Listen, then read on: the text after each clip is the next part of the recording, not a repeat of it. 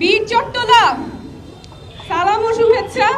আপনারা 24-এ যেভাবে প্রতিরোধ করেছিলেন, আমরা যে নতুন বাংলাদেশের স্বপ্ন দেখতেছি, সেখানেও চট্টগ্রাম থেকে আমরা একই রকম সমর্থন পাবো। একইভাবে আপনারা ধরে রাখবেন আপনাদের দুর্গ, আপনাদের প্রতিরোধ। আমরা আজকে আপনাদের সাথে কথা বলতে আসছি। আমরা নতুন বাংলাদেশ কেমন চাই, কেমন সংস্কার চাই, নতুন সংবিধান কেমন চাই, যাতে বাংলাদেশটা শুধুমাত্র যারা ক্ষমতায় আছে তাদের না হয়, বাংলাদেশের জনগণের হয়।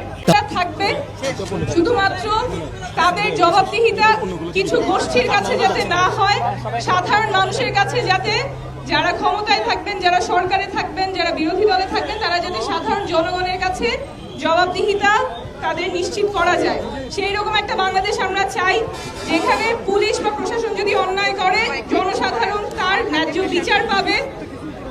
কোনো অর্থের অভাবে যাতে কেউ চিকিৎসা থেকে বঞ্চিত না হয়, সুশিক্ষায় সবাই শিক্ষিত হয়, এবং আমাদের যেই ধরনের চাকরির প্রয়োজন, যেই ধরনের এমপ্লয়মেন্টের প্রয়োজন, সেগুলো যাতে আমাদের নতুন বাংলাদেশে নিশ্চিত হয়। তো কি ধরনের বাংলাদেশ চাই সেগুলো নিয়ে আপনাদের সাথে কথা বলবো। কথা বলার চেয়ে বেশি শুনবো। আজকে অনেক আপনাদের সাথে কথা হবে, আপনারা সাথে থাকবেন।